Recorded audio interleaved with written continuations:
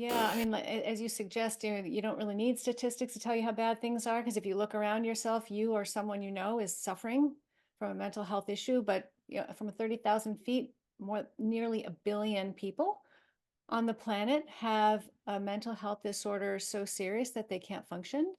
And here in the United States, I don't know what the statistics are in the UK, but here in the United States, 1 in 4 adults have a mental health disorder. And among our youngest adults, ages 18 to 25, it's 1 in 3 now. So things are definitely getting worse, going the wrong direction. Hmm. And one of the reasons why, I wrote this new book that I wrote called Change Your Diet, Change Your Mind. I wrote this book because I want people to know that dietary changes can be a really powerful therapeutic intervention for existing mental health problems and to prevent future mental health problems. But you have to know which dietary changes are the ones that are most worth making, and they're not the ones that we're used to hearing about. So that's why I'm here, and that's what I hope we can talk a little bit about more. Yeah, it's certainly a challenge with all the options, let's call it, or noise is another way to call it online of different strategies that one could go down. And, you can find a rabbit hole to sort of convince you of many different strategies. So maybe we can start more on the principles again, kind of broadly in terms of root causes of mental health, because, we have all sorts of medications, but as the statistics show, things are getting worse and not better. And so if we look at some of those root causes, what are things that come to mind for you? Yeah, we used to think, at least for the past 75 years, we've thought of mental health conditions as rooted in these kind of mysterious chemical imbalances, and that the only way to treat those chemical imbalances was with medications. But, these medications don't work very well. They do help some people, and I still do use them. There's a Hmm. place for them. But the truth is that they do fail most people. And so we desperately need new ways of approaching these problems. And so we're at a really exciting turning point in the field of psychiatry, because we now understand so much more about what causes some of the driving forces underneath these mental health conditions, for all kinds of mental health conditions. And these are not the chemical imbalances themselves necessarily, but the things that cause those chemical imbalances. So Hmm. inflammation of the brain, which you can't see or feel, um, something called oxidative stress, which is why we're told that we need to eat more antioxidants, Hmm.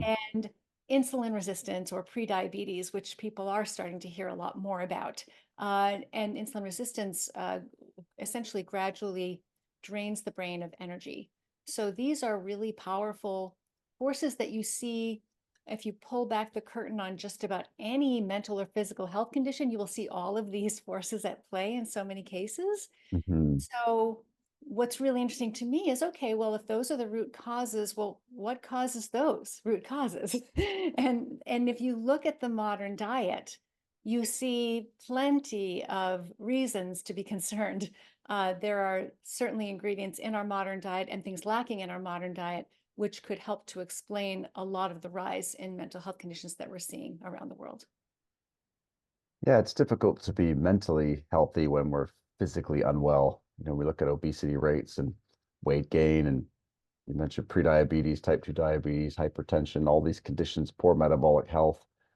And so within that milieu, you mentioned obviously oxidative stress and inflammation, and these are key signals that help us to adapt and get fitter and stronger. But when they're in this excess or chronic overload, then they start causing more problems than they're fixing. So could we maybe start on the inflammation side of things to help explain to folks how that inflammation, let's say systemic inflammation, impacts the brain or gets to the brain? Sure. So the brain, most scientists agree, is part of the body. And so if there's inflammation anywhere, there can also be inflammation in the brain. And there is in most of the mental health conditions that have been studied, we do see inflammation in the brain. And so how does it get there? What causes it? And so there are lots of different things that can cause inflammation. Obviously, injury or infection can cause inflammation.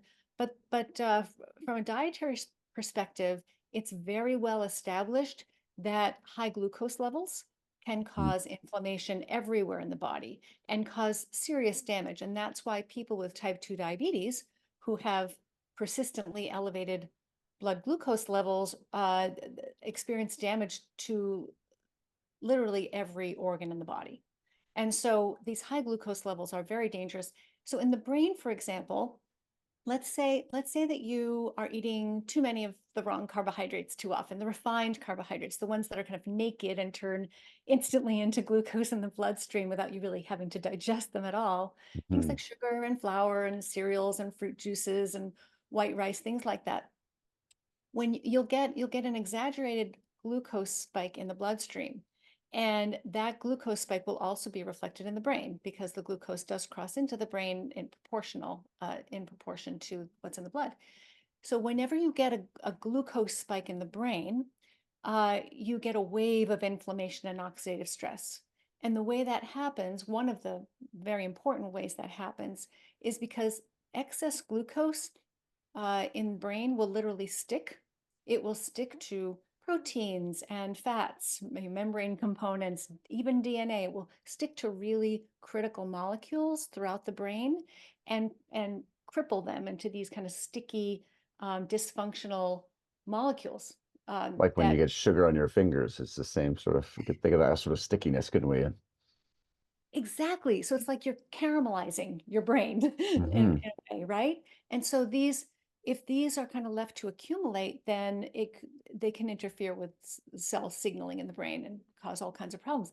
But the brain, as you said before, inflammation can be a very good thing. And the brain has an immune system, and that immune system will kick into gear, and immune cells in the brain will release on purpose inflammatory cytokines and oxygen-free radicals. So inflammatory cytokines to deliberately create inflammation as part Hmm. of the first step in the immune response, and oxygen-free radicals to deliberately create oxidative stress. So these are good and healthy things that you want to happen whenever you've got a problem going on anywhere in your body. So they're sort of like SOS signals, and they call all kinds of helper cells to the area to clean up the mess. But then there's supposed to be a healing phase that follows that returns the kind of peace to the neighborhood. Hmm. But if you're eating the wrong way, if you're eating too many of the wrong carbohydrates too often, which most of us do now, eat refined carbohydrates with every meal and snack, so 3 to 6 times a day, your brain never gets a chance to heal. It's in this constant emergency mode with chronic inflammation instead of targeted temporary inflammation, which is healthy. You get excessive chronic inflammation and oxidative stress, which is physically damaging to the brain.